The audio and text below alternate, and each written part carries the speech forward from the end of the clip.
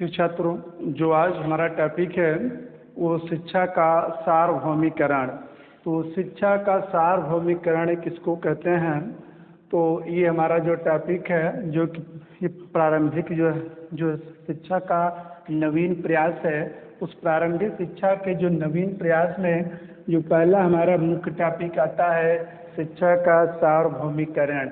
अब देखें, जो शिक्षा का सार्वभौमिकरण है, पहले हम इसके बारे में जान लेते हैं, जिसको बोलते हैं यूनिवर्सलाइजेशन ऑफ एजुकेशन।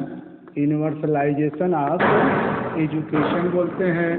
तो शिक्षा का सार्वभौमिकरण, इसी को हम जो सर्वव्यापीकरण कहते हैं, सार्वभौमिकरण को सर्वव्यापीकरण कहते हैं। इसी को जो है लोकव्यापीकरण के नाम से भी इसको जाना जाता है।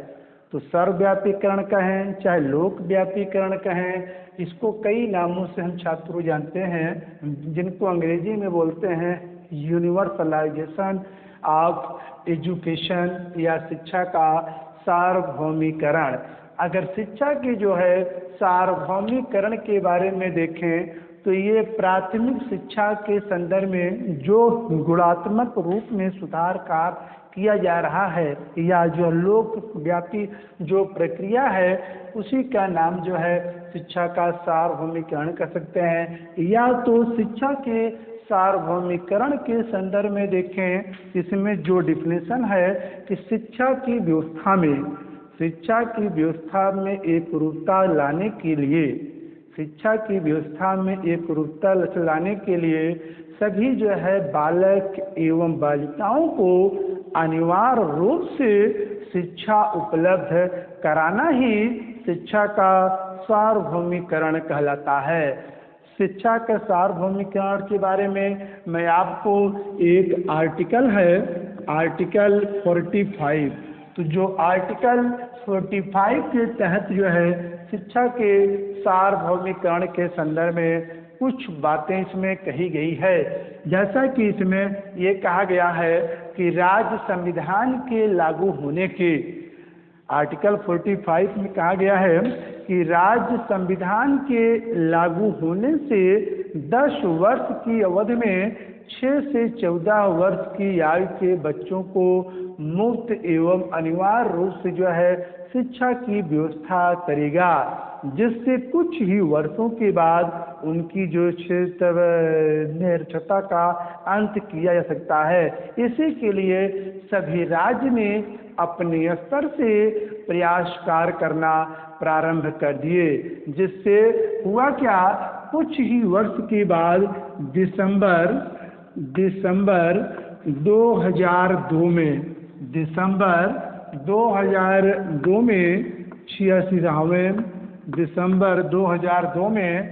86वें संविधान संशोधन के द्वारा जो है 6 से 14 वर्ष की आयु के जो बच्चे हैं, जो उनको मुफ्त एवं अनिवार्य रूप से जो शिक्षा देने का कार्य किया जा रहा था, वो जो है वहाँ से हटाकर उनको 21 के धारा नंबर A के तहत इसको वार्णित किया गया। कहने का मतलब पहले 45 में इसको ऑलरेडी रखा गया था, लेकिन हुआ क्या कि मैंने आपको बता दिया कि दिसंबर 2002 में 86वें संविधान संशोधन के द्वारा ही 6 से 14 वर्ष की आयु के बालक को मुफ्त अनिवार्य शिक्षा को इसको मौलिक अधिकार की श्रेणी में ला दिया गया। तो यही था जो पहले आर्टिकल 45। अब देखिए, आपको 21 के A के तहत ये बातें कहा गया है कि जो 6 से 14 वर्ष की आयु के बालक को जो शिक्षा देने का जो अधिकार है, वो मौलिक अधिकार की श्रेणी में आता है, जो मुफ्त अनिवार्य। लेकिन अगर यही देखें 21 के जो है भाग 3 के बारे में देखें, तो यह केवल छात्रों को 6 से 14 वर्ष की आयु के जो छात्र हैं उनको मुफ्त एवं अनिवार्य रूप से जो है शिक्षा देने पर विशेष रूप से बल देने का कार्य किया गया था। ये आर्टिकल नंबर 21 के तहत ये सारी बातें कहा गया है। अगर शिक्षा के हम सार्वभौमिकरण के बारे में देखें तो इसमें आर्टिकल नंबर 21 का भाग 2 कह सकते हैं, जो कि इसमें ये भी बातें शिक्षा के सार्वभौमिकरण को स्पष्ट करने का प्रयास करती हैं, जो कि इसमें ये कहा गया है कि राज्य द्वारा पोषित राजनिधि से सहायता प्राप्त किसी शिक्षण संस्थान में उनको धर्म, मूल वंश, जाति के आधार पर उनको जो है वंचित नहीं किया सकता है। तो ये पॉइंट था जो है शिक्षा के सार्वभौमिकरण के बारे में। आप देखिए शिक्षा की जो सार्वभौमिकरण है इसके संदर्भ में जो प्राथमिक शिक्षा में किस ढंग से गुणात्मक रूप में अध्यापन कार्य किया जाए, तो इसमें देखें जो प्राथमिक जो है शिक्षा की कुछ समस्याएं हैं। प्राथमिक जो शिक्षा की समस्याएं हैं, अब इसमें जो है प्राथमिक शिक्षा की जो समस्याएं हैं, पहला जो नामांकन का इसमें प्रायः अभाव पाया जाता है छात्रों। इसमें नामांकन का अभाव होता है। तो जो नामांकन के अभाव के बाद बीच में छात्रों की पढ़ाई छोड़ देना, बीच में छात्रों की पढ़ाई छूट जाना, पढ़ाई जो है छूट जाना। और इसी के बाद एक पॉइंट और देखें, अपव्यय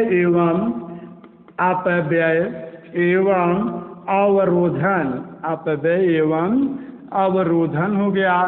तो कहने का मतलब यह है कि जो प्राथमिक शिक्षा की जो है समस्याएं हैं, तो जो अगर आज के समय में देखा जाए या प्रेजेंट टाइम या वर्तमान समय में देखें तो जो नामांकन का अभाव है, प्राथमिक शिक्षा या प्राथमिक विद्यालय में जो शिक्षा देने का कार्य किया जा रहा है उसमें प्रायः जो है नामांकन इनरोलमेंट कराने वाले छात्रों का प्रायः इसमें अभाव रहता है, जिससे दिन प्रतिदिन जो इसकी समस्याएं प्राथमिक विद्यालय की आती रहती है या प्राथमिक स्तर की जो शिक्षा है उनमें समस्याएं जो दिन प्रतिदिन जो है इसमें बनी रहती है। अगर देखें तो प्रारंभ में तो बहुत था, फिलहाल अब छात्रों की संख्या में प्राथमिक विद्यालय में कुछ वृद्धि का कार्य किया जा रहा है। अब देखें तो नामांकन का अभाव के बाद आगे जो आता है बीच में छात्रों की पढ़ाई छूट जाना, बीच में छात्रों की पढ़ाई जो है छूट जाना, यह भी प्राथमिक जो प्राथमिक शिक्षा की प्रमुख समस्याएं हैं, जो कि ये समस्याएं छात्रों को जो है दृष्टिगोचर करने का भी ये कार्य करती हैं कि बीच में छात्रों की पढ़ाई भी छूट जाती है, घर बैठ जाते हैं किसी कारणवश। तो ये भी क्या है छात्रों की जो प्राथमिक शिक्षा या प्राथमिक स्तर की जो शिक्षा होती है, यही जो है इनके या तो जो प्राथमिक शिक्षा की अगर समस्याएं देखें, इस समस्याएं में जो है इनकी समस्या बहुत जटिल है, जो कि बीच में किन्हीं कारणवश इनकी पढ़ाई छूट जाती है। अगला क्या है अपव्यय एवं अवरोधन। अपव्यय एवं अवरोधन के बारे में देखें तो अपव्यय अवरोधन वही है कि जो बीच में अध्यापन कार्य या छात्रों की पढ़ाई के बीच में छूट जाना किसी कारणवश से, तमाम सारे बातें इसमें आती हैं। अब देखें आप लोगों ध्यान दीजिए, जो ये शिक्षा का सार्वभौमिकरण है, तो शिक्षा के सार्वभौमिकरण में अब हम इनके उद्देश्य के विषय में बात करते हैं। इनका उद्देश्य होता क्या है, देखें जो शिक्षा का सार्वभौमिकरण है, इनका उद्देश्य के विषय में देखें तो जो पहला उद्देश्य ज्ञानार्जन का उद्देश्य आता है छात्रों। जो पहला उद्देश्य ज्ञानार्जन का उद्देश्य हो गया, तो ज्ञानार्जन के उद्देश्य के बाद जो दूसरा पॉइंट आता है बौद्धिक एवं मानसिक विकास। बौद्धिक एवं क्या आता है, बौद्धिक एवं मानसिक विकास आता है, बौद्धिक एवं मानसिक विकास। तो इसी क्रम में देखें तो जो नंबर 3rd पॉइंट हमारा आता है वो शारीरिक विकास हो गया, बौद्धिक एवं मानसिक विकास हो गया। फिर जो है शारीरिक विकास हो गया। फिर शारीरिक विकास के बाद अब आगे आता है नैतिक एवं चारित्रिक विकास हो गया छात्रों। नैतिक एवं चारित्रिक विकास हो गया। तो जो नैतिक एवं चारित्रिक विकास के बाद आगे जो हमारा ये 5वां पॉइंट आता है सांस्कृतिक विकास है। 5वां पॉइंट क्या आता है? सांस्कृतिक विकास करना। तो सांस्कृतिक विकास करने के बाद जो 6ठा आता है सामाजिक कुशलता का विकास करना। सामाजिक कुशलता का विकास करना। और सामाजिक कुशलता के विकास के बाद आगे एक आता है सांस्कृतिक हो गया, सामाजिक विकास हो गया और छात्र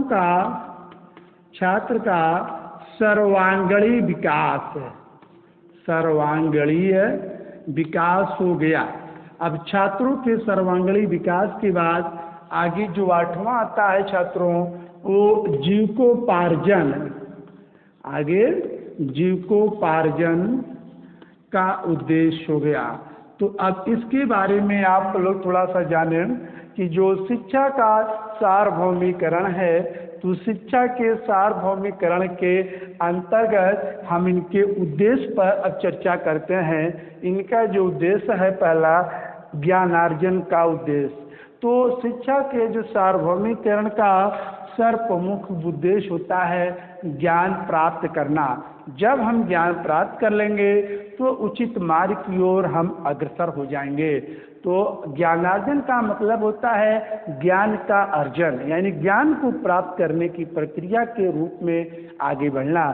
तो अगर इसके बारे में देखें हम तो यह जो है शिक्षा के सार्वभौमिकरण का ये प्रमुख उद्देश्य है, जो कि ज्ञानार्जन, ज्ञान प्राप्त करना। अब आगे जो आता है बौद्धिक एवं मानसिक विकास, इंटेलेक्चुअल एंड मेंटली डेवलपमेंट।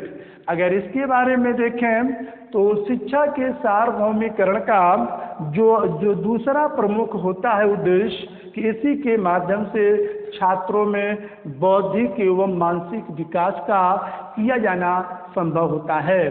क्योंकि छात्रों में जब बौद्धिक कुछ सोचने समझने की क्षमता का विकास होता है तो जाहिर सी की बात है कि इसी के माध्यम से छात्र या जो बालक का जो मानसिक विकास है वो दिन प्रतिदिन बढ़ता जाता है। तो अगर इसके बारे में देखिए जो बौद्धिक एवं मानसिक विकास, तो बुद्धियों के माध्यम से या सोचने समझने के माध्यम से छात्रों के अंदर मानसिक विकास बहुत तेजी के साथ होता है। जैसे विकास क्या है? मानसिक विकास, अगर मानसिक विकास के बारे में देखें तो जो छात्र के मस्तिष्क के को जो पूर्ण रूप से विकास का कार्य होना प्रारंभ हो जाता है तो उसी को हम मानसिक विकास कहते हैं। अगर देखें तो जो मानसिक विकास, जो व्यक्ति या बालक का जो मानसिक विकास जब एडोलसेंस स्टेज में पहुंच जाता है, या आप ये कह सकते हैं जब किशोरावस्था की आयु में बालक जब एंट्री कर लेता है या प्रवेश कर लेता है, तो खासकर देखें तो उसी समय ही जो है बालकों या छात्रों में बौद्धिक मानसिक विकास कह सकते दोनों का बहुत तेजी के साथ विकास का होना प्रारंभ हो जाता है। तो अब देखें बौद्धिक एवं मानसिक विकास के बाद आगे जो नंबर 3rd हमारा उद्देश्य है वो शारीरिक विकास। तो जो शिक्षा के सार्वभौमिकरण का प्रमुख जो उद्देश्य है कि इसके माध्यम से हम छात्रों में शारीरिक विकास भी कर सकते हैं, कि शारीरिक विकास करने में भी जो है महत्वपूर्ण उद्देश्य होता है। जैसा देखें कि शारीरिक विकास का मतलब देखिए जो शिक्षा के सार्वभौमिकरण का प्रमुख उद्देश्य क्या है? फिजिकली डेवलपमेंट है। फिजिकली डेवलपमेंट में क्या है कि इनमें बालक के अंदर शारीरिक विकास, जो आयु हो गया, लंबाई हो गया, वृद्धि होगी, इन सभी सारी चीज़ों में उनका विकास का कार्य होना प्रारंभ हो जाता है, लंबाई बढ़ जाती है और जो है हर चीज़ परिवर्तन होने का कार्य प्रारंभ हो जाता है। तो अगर इसके बारे में देखें तो ये सभी शिक्षा का जो सार्वभौमिकरण है, तो जो ये शिक्षा के सार्वभौमिकरण का जो नंबर 3 जो है पॉइंट है वो शारीरिक विकास है। तो अब देखें छात्रों, शारीरिक जो विकास के बाद आगे जो 4th पॉइंट आता है नैतिक एवं चारित्रिक विकास। अब देखें जो नैतिक एवं चारित्रिक विकास के बारे में देखें कि शिक्षा का जो सार्वभौमिकरण, तो शिक्षा के सार्वभौमिकरण का जो ये 4था पॉइंट है नैतिक एवं चारित्रिक विकास। तो देखिए, तो नैतिक एवं चारित्रिक विकास क्या है कि व्यक्ति के अंदर उठने बैठने, कैसे बड़ों के सामने क्या कैसे उठना है, कैसे बैठना है। तो कहने का मतलब यह है कि जो शिक्षा के सार्वभौमिकरण हमको जो है यही सिखाता है कि जो है कि नैतिक एवं चारित्रिक गुणों का जो है विकास कार्य होना संभव हो जाता है। या तो जो है शिक्षा के सार्वभौमिकरण का प्रमुख जो उद्देश्य है कि नैतिक एवं चारित्रिक विकास करना, छात्रों में जो नैतिक गुणों की विकास एवं जो है चारित्रिक गुणों का भी विकास कार्य होना उनके अंदर छात्रों प्रारंभ हो जाता है। तो यही पॉइंट है जो कि शिक्षा के सार्वभौमिकरण का 4th पॉइंट है कि नैतिक एवं चारित्रिक विकास करना। अब देखें नैतिक एवं चारित्रिक विकास की बात आगे जो 5वां पॉइंट आता हमारा है वो सांस्कृतिक विकास हो गया। अब देखें तो जो शिक्षा के सार्वभौमिकरण का उद्देश्य है सांस्कृतिक विकास करना। सांस्कृतिक विकास का मतलब जैसे नाच गाने, गीत गाने में छात्रों में रुचि लेना या छात्रों का रुचि लेना, जिनसे उनके अंदर कई गुणों का जो है प्रतिभा जो निकलती है, इनके प्रतिभाओं का विकास कार्य होना जो है प्रारंभ हो जाता है। यही जो सांस्कृतिक विकास के अंतर्गत ये बातें आती हैं। तो जो शिक्षा के सार्वभौमिकरण में सांस्कृतिक विकास के बाद जो 6ठा पॉइंट है वो जो है सामाजिक कुशलता का विकास। अब देखें शिक्षा के सार्वभौमिकरण का प्रमुख जो उद्देश्य होता है वो सामाजिक कुशलता का विकास करना है।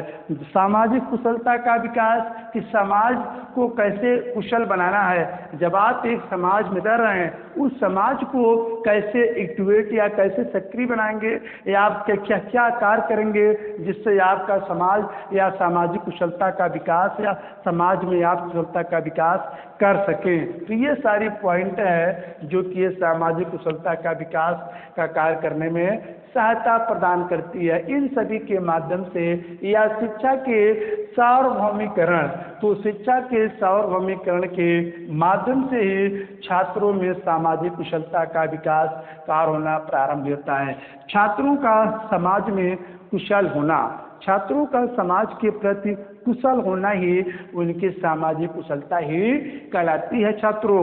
अब देखें सामाजिक जो कुशलता का विकास के बाद आगे जो अगला पॉइंट हमारा आता है, अब देखें सामाजिक कुशलता के बाद छात्र का सर्वांगीण विकास। तो छात्रों के अगर सर्वांगीण विकास के विषय में बात करें तो यह भी जो है शिक्षा के सार्वभौमिकरण का प्रमुख उद्देश्य है जो कि ये छात्रों का सर्वांगीण विकास करना। जैसे देखें छात्रों का सर्वांगीण विकास मतलब इसमें सभी कुछ का विकास कर सकते हैं, लेकिन इसको अलग अलग हम बता दें जैसे शारीरिक विकास, मानसिक विकास या संवेगात्मक विकास और एक व्यक्तित्व का विकास कर सकते हैं। सभी प्रकार के विकास जो है छात्रों के सर्वांगीण विकास के अंतर्गत ये सारी बातें इसमें आती हैं। अब छात्र के सर्वांगीण विकास के बाद आगे जो हमारा पॉइंट आता है वो जीविकोपार्जन का उद्देश्य। अब इसके तहत देखें जो ये शिक्षा के सार्वभौमिकरण का प्रमुख जो होता है उद्देश्य जीविकोपार्जन करना। तो कैसे हमको अपनी जो है क्षेत्र लिविंग लाइफ चलाना है, कैसे जीविका को निर्वहन करना है। जब आप कुछ अर्जन करेंगे या कुछ कमाने का कार्य करेंगे इन क्षेत्रों में, तभी तो जो जीविकोपार्जन का कार्य करना संभव होता है। अगर हम इसके तहत देखें कि जो हमारा शिक्षा का सार्वभौमिकरण का प्रमुख है उद्देश्य, वो छात्रों में या जीविकोपार्जन करना है, कैसे अपनी जीविका चलाना है, ये पॉइंट है जो कि इसी के तहत मैं आपको जो है क्या शिक्षा का सार्वभौमिकरण है। तो जो शिक्षा के सार्वभौमिकरण के अंतर्गत मैं आपको जो है इसके उद्देश्य के बारे में बताया। अब इसके जो उद्देश्य के बाद मैं आप लोगों को इसके उद्देश्य के बाद एक आगे पॉइंट हम बता रहे हैं आपको। अब इसके उद्देश्य के बाद अब आगे आता है इसकी आवश्यकताएं एवं महत्व। उद्देश्य के बाद फिर आवश्यकताएं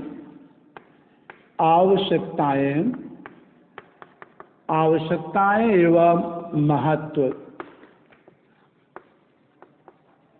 अब आवश्यकताएं एवं जो है महत्व के बारे में आप जान लें कि इनकी क्या आवश्यकताएं एवं महत्व होते हैं। अब इनकी आवश्यकताएं जो कि शिक्षा का जो सार्वभौमिकरण है, कि शिक्षा के सार्वभौमिकरण का की क्या आवश्यकताएं होती हैं। पहले जो है पहले प्रसार करने के लिए या साक्षरता का प्रसार करने के लिए, साक्षरता का जो शिक्षा का सार्वभौमिकरण है, इनका उद्देश्य साक्षरता का प्रसार करने के लिए। और इसी क्रम में जो नंबर 3 आता है, दैनिक जीवन की आवश्यकताओं की पूर्ति करने के लिए, दैनिक जीवन की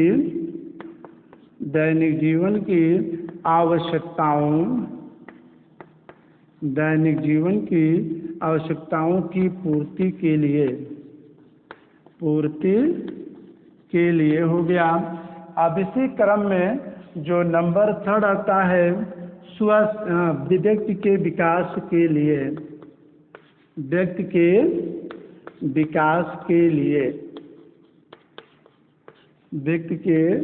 विकास के लिए हो गया। अब व्यक्ति के विकास के बाद अब आगे आता है स्वशिक्षा के लिए। आगे क्या आता है छात्रों? स्वशिक्षा के लिए हो गया छात्रों।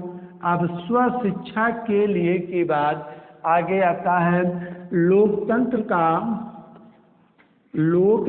का सफल संचालन करने के लिए, लोकतंत्र का सफल संचालन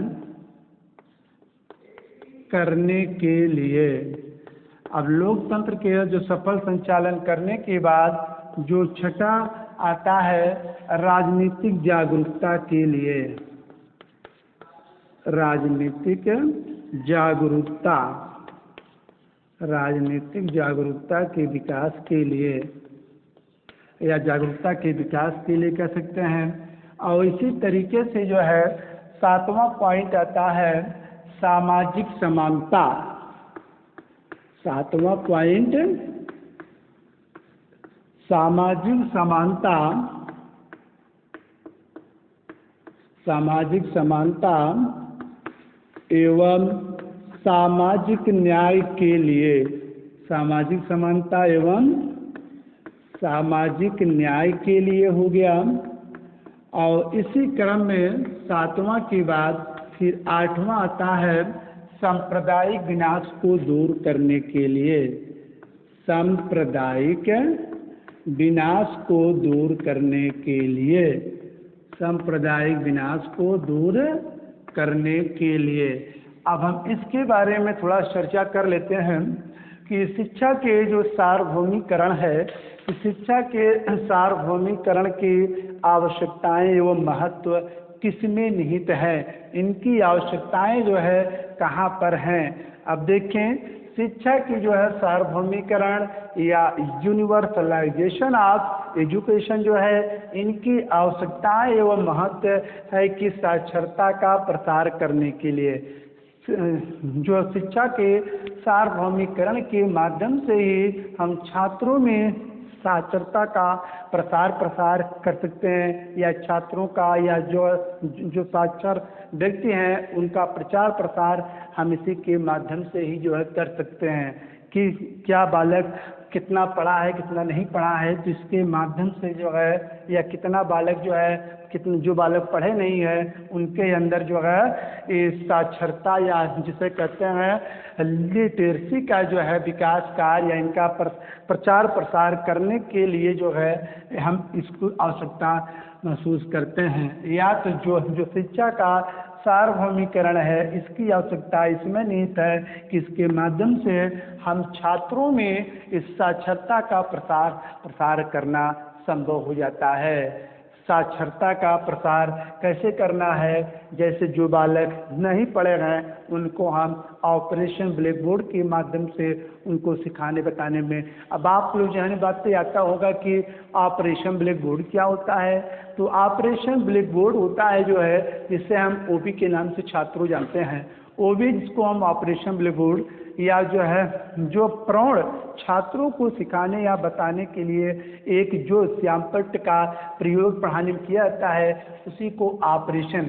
अगर ऑपरेशन का मतलब देखें तो युद्ध के दौरान चलाए गए अभियान से होता है। ब्लैक बोर्ड का मतलब प्रयोग की जाने वाली सहायक सामग्री से है, यानी कक्षा कक्ष में अध्यापक को पढ़ाते समय जो की गई सामग्री होती है उसी को हम कह सकते हैं ऑपरेशन ब्लैक बोर्ड होता है।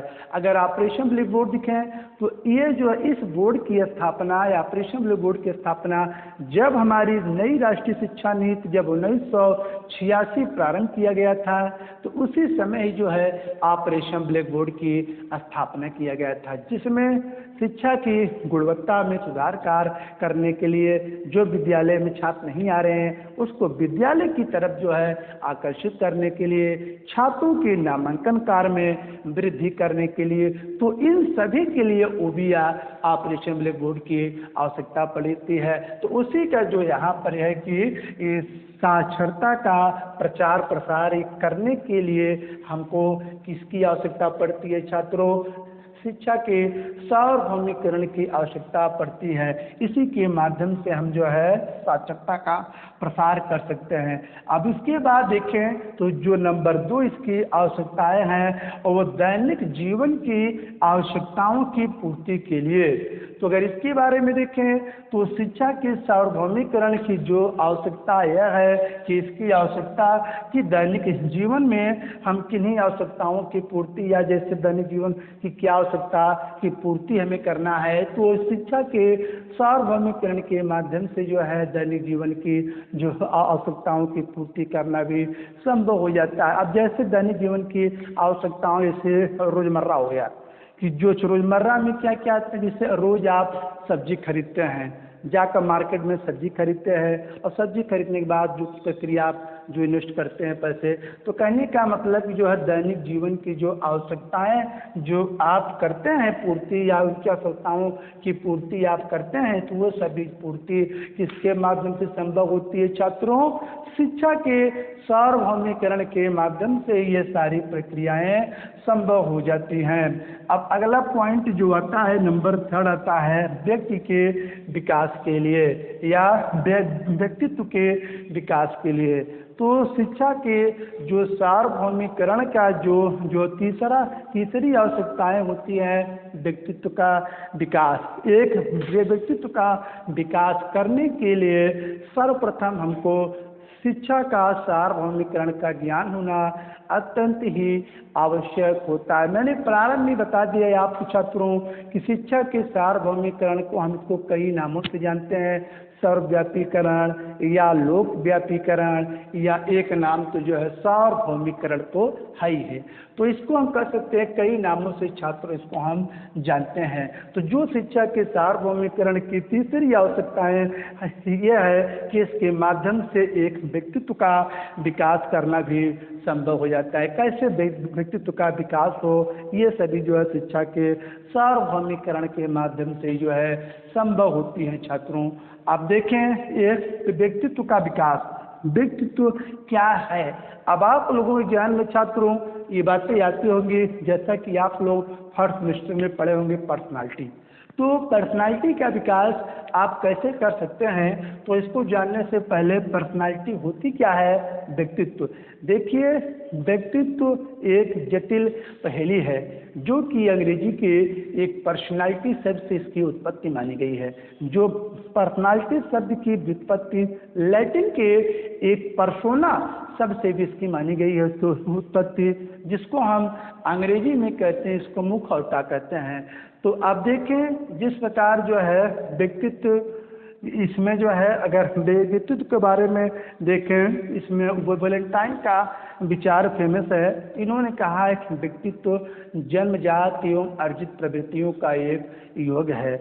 और जिस प्रकार जो है वैलेंटाइन के बाद बोरिंग की डेफिनेशन आती है, इन्होंने ये कहा है कि जो व्यक्तित्व या जो पर्सनालिटी होता है यह पर्यावरण में उचित तरीकों से समायोजन के लिए बात करता है। आप देखें, आप इसी तरीके से देखें गिलफोर्ड के अनुसार व्यक्तित्व, आप इसकी संदर्भ में देखें तो इन्होंने कहा है कि व्यक्तित्व जो होता है वो गुणों का ही एक समन्वित रूप होता है। कहने का मतलब देखें तो यही था पर्सनालिटी। एक व्यक्तित्व का विकास आप कैसे कर सकते हैं? एक व्यक्तित्व का विकास करने के लिए आपके अंदर जब ज्ञान होगा, जब एक अध्यापक के सिखाए हुए मार्ग की ओर आप आगे बढ़ेंगे, तो जाहिर सी बात है किसी के माध्यम से आपका धीरे धीरे व्यक्तित्व का विकास कार्य करना संभव होता है। तो ये सारी जो है प्रक्रियाएं आपके अंदर जब शिक्षा के सार्वभौमिकरण के बारे में जानकारी हो जाती है, फिर इनकी जो आवश्यकताएं पड़ती है ये सब सारी चीज़ों में पड़ती है कि इसके माध्यम से व्यक्तित्व के विकास कार्य करने के लिए। अब देखें, अब अगला जो पॉइंट हमारा आता है, नंबर जो है फोर्थ पॉइंट कह सकते हैं, व्यक्तित्व के विकास के बाद जो फोर्थ पॉइंट है व्यक्तित्व, हाँ, उसके बाद जो है लोकतंत्र का सफल अच्छे संचालन करने के लिए आगे जो पॉइंट हमारा आता है चौथा, हाँ, इसके बाद फिर आता है चौथा स्व शिक्षा के लिए। आप देखें तो शिक्षा के सार्वभौमिकरण की जो मुख्य आवश्यकता है, स्व शिक्षा के लिए इसकी जरूरत पड़ती है। स्व शिक्षा जब व्यक्ति सेल्फ स्टडी करता है तो इसमें जो है शिक्षा के सार्वभौमिकरण की सख्त इसमें आवश्यकता पड़ती है छात्रों। तो अब देखें, शिक्षा के सार्वभौमिकरण के बाद फिर आगे जो आता है, अब स्व शिक्षा के बाद फिर आगे आता है लोकतंत्र का सफल संचालन करने के लिए।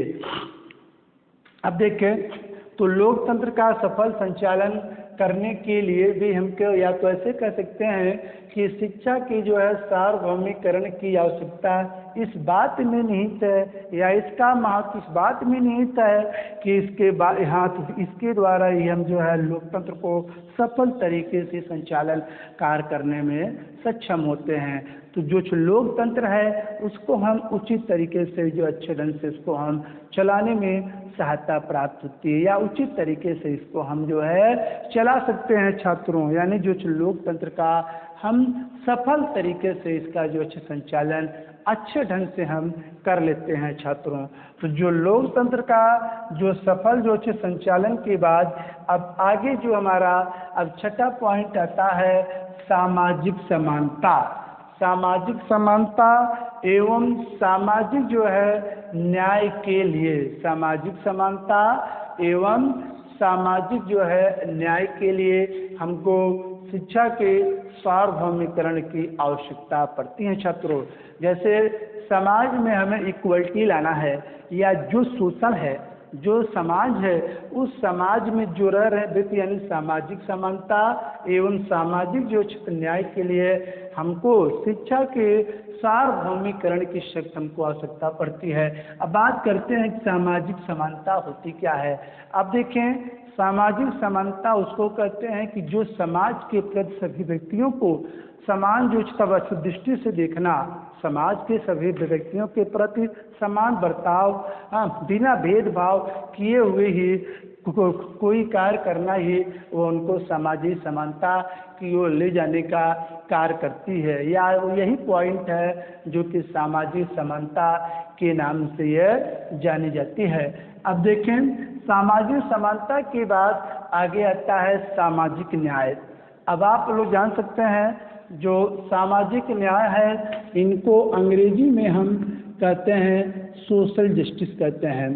और इसके तहत देखें तो अगर सामाजिक न्याय शब्द के विषय में बात करें तो इस शब्द का सर्वप्रथम प्रयोग जॉन रॉल्स ने किया था। सर्वप्रथम जॉन रॉल्स ने ही जो है सामाजिक न्याय शब्द का प्रयोग किया और इन्होंने ये बताया कि समाज के प्रति जो न्याय की भावना एक व्यक्ति के अंदर जो जागृत होती है वही जो है सामाजिक न्याय कहलाती है। अब देखें तो सामाजिक समानता एवं जो सामाजिक न्याय है तो यही शिक्षा का या शिक्षा के सार्वभौमिकरण की प्रमुख आवश्यकताएं हैं जिनके माध्यम से हम छात्रों या समाज में समानता और सामाजिक जो है विकास सामाजिक न्याय की पूर्ति करने में सक्षम होते हैं। और अब देखें जो सामाजिक समानता एवं सामाजिक न्याय के लिए जो है अब उसके बाद आगे जो आता है हमारा अब राजनीतिक जागरूकता के विकास के लिए जो शिक्षा के सार्वभौमिकरण की प्रमुख आवश्यकताएं यह है कि इसके माध्यम से हम जागरूकता के विकास में वृद्धि कर सकते हैं या जागरूकता के जो विकास के लिए हमको शिक्षा के सार्वभौमिकरण का ज्ञान होना अत्यंत ही आवश्यक होता है। या तो शिक्षा के सार्वभौमिकरण के लिए ही व्यक्ति के अंदर जागरूक होना उनका अत्यंत ही आवश्यक है। जागरूक का मतलब जिसको कहते हैं अवेयरनेस, तो जागरूकता का मतलब ये व्यक्ति को जागरूक करने का कार्य करता है। तो शिक्षा के सार्वभौमिकरण के माध्यम से जो है छात्रों में जो है जागरूकता के विकास का कार्य उसमें किया जाता है। जैसे उनके अंदर जो है ज्ञान के विकास का कार्य करना संभव हो जाता है, उनके ज्ञान के विकास में वृद्धि हो जाना कार्य संभव हो जाता है। तो कहने का मतलब ये सभी पॉइंट है जो कि राजनीतिक जो जागरूकता के विकास के लिए जो है हम इसका प्रयोग करते हैं। आगे जो लास्ट हमारा आता है वो सांप्रदायिक जो है विनाश को दूर करने के लिए। अब देखें सांप्रदायिक का मतलब जिसे क्या होता है, जिसे हम बोलते हैं कम्युनिज्म बोलते हैं। तो सांप्रदायिक का मतलब जब किसी देश में किसी राष्ट्र के प्रति जब किसी देश में किसी भी राष्ट्र के प्रति उसमें अस्तित्व की भावना आ जाती है तो उसी को हम कहते हैं जो सांप्रदायिक। अब देखें जो सांप्रदायिक का मतलब जैसे कुछ संप्रदाय जैसे राजनीतिक संप्रदाय, सामाजिक या आर्थिक जो संप्रदाय कहने मतलब कई प्रकार के जो है सांप्रदायिक हैं जो किसको हम बांट सकते हैं। तो अगर इसके संदर्भ में देखें तो जो शिक्षा का सार्वभौमिकरण है तो इस जो है सार्वभौमिकरण की प्रमुख आवश्यकता यह है कि इसके माध्यम से हम छात्रों में सांप्रदायिक विनाश को दूर कर सकते हैं। जो सांप्रदायिक हिंसा दिन प्रतिदिन जो टकराव हो रहे हैं, जो आतंकवाद का जन्म देने का कार्य कर रहे हैं, तो कहने का मतलब इसको हम दूर कर सकते हैं। ये सारी प्रक्रिया किसके माध्यम से छात्रों संभव होती है? तो शिक्षा की जो है सार्वभौमिकरण के माध्यम से ये सारी प्रक्रियाओं को हम इनको दूर कर सकते हैं। तो शिक्षा के सार्वभौमिकरण के अंतर्गत अभी मैं आप लोगों को इनकी क्या जो है इसके होते हैं उद्देश्य, क्या इनकी आवश्यकताएं होती हैं या क्या इनके महत्व होते हैं, इन सब के बारे में मैंने आपको स्पष्ट किया। तो पहले मैं आपको शिक्षा के सार्वभौमिकरण बारे में बताया। अब देखें जो शिक्षा के सार्वभौमिकरण है, इस सार्वभौमिकरण के अंतर्गत अब थोड़ा से आप लोग जान लें कि एक आप लोगों की जहन में बातें इसके पहले जो छत रह गई थी कि मूल अधिकार एवं मूल कर्तव्य के बारे में या क्या इनमें अंतर पाया गया है। अब मूल अधिकार एवं मूल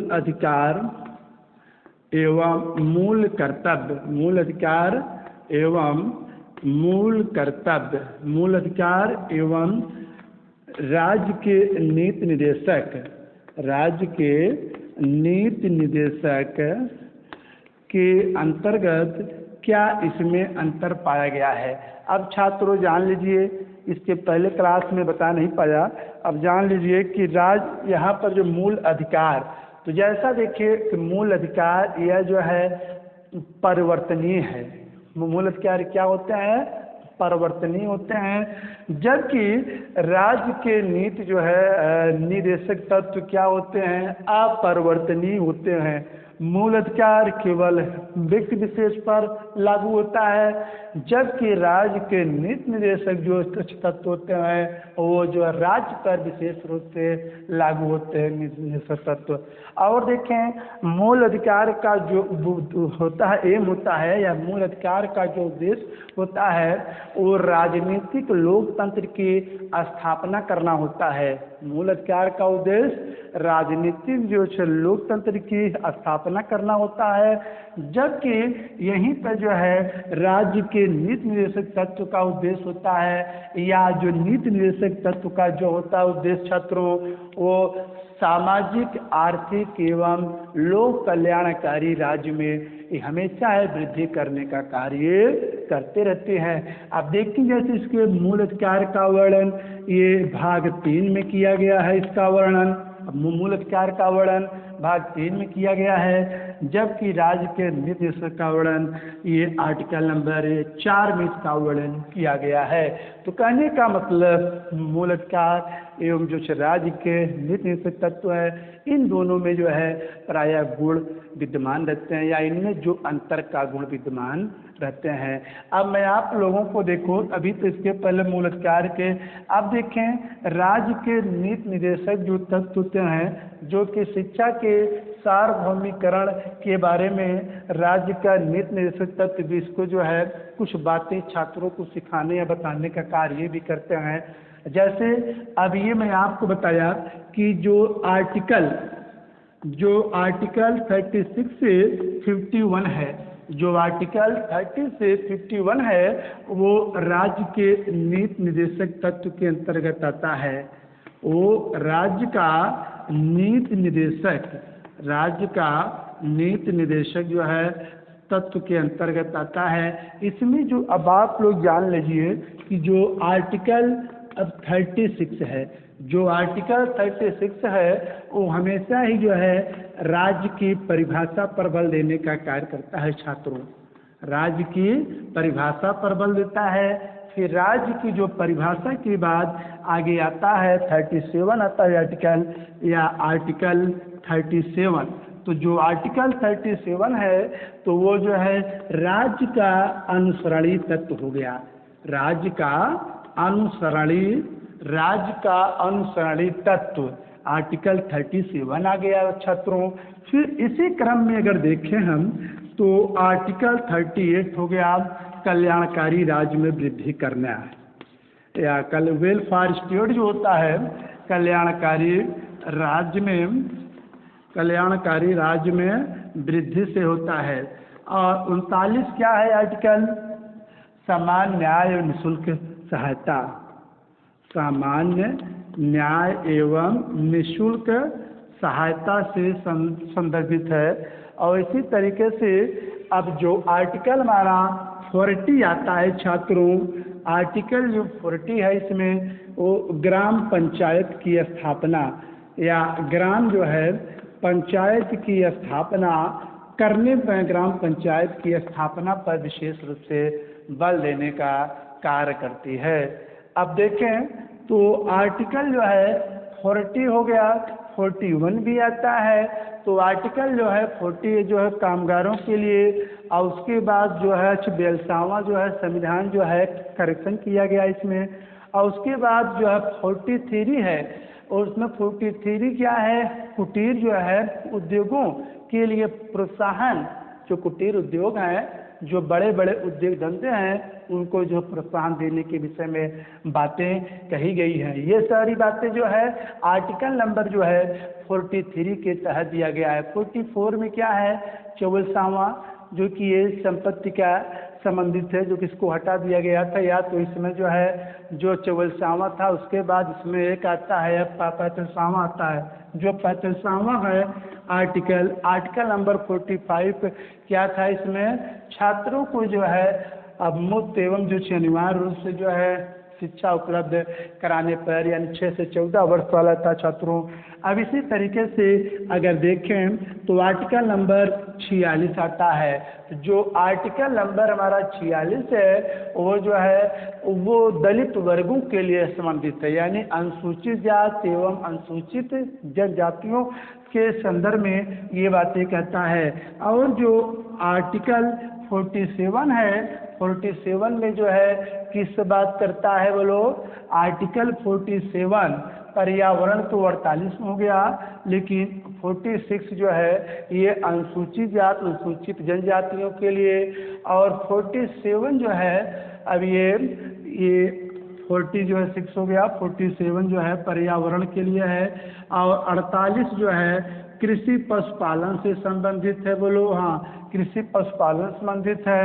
और 49 हो गया, 49 हो गया राष्ट्रीय महत्व के स्मारक से संबंधित है, 49 राष्ट्रीय महत्व के स्मारक से संबंधित है। उसके बाद जो है आर्टिकल जो है 50 है वो कार्यपालिका से न्यायपालिका का पृथक्करण हो गया छात्रों। अब कार्यपालिका से न्यायपालिका पृथक के बाद अब आर्टिकल नंबर 51 हो गया। अब आर्टिकल जो 51 है वो अंतर्राष्ट्रीय शांति एवं सुरक्षा से संबंधित है छात्रों। तो इसी क्रम में देखें तो 51 जो आर्टिकल एक और है जो कि यह है विदेश जो नीति से संबंधित ये आर्टिकल है। तो ये आप लोगों को मैं जो है शिक्षा के सार्वभौमिकरण के संदर्भ में आज कुछ अपना लेक्चर दिया। तो ये मैं आपको शिक्षा के सार्वभौमिकरण का अर्थ के बारे में बताया, इनकी क्या उद्देश्य होते हैं, क्या इनके महत्व होते हैं, आवश्यकताएं, तो ये सभी मैं आप इसमें जो कुछ संवैधानिक जो है संशोधन है उसके बारे में बताया। तो छात्र बस आज के लिए इतना ही, फिर मिलेंगे किसी एक नए टॉपिक के साथ। Thank you.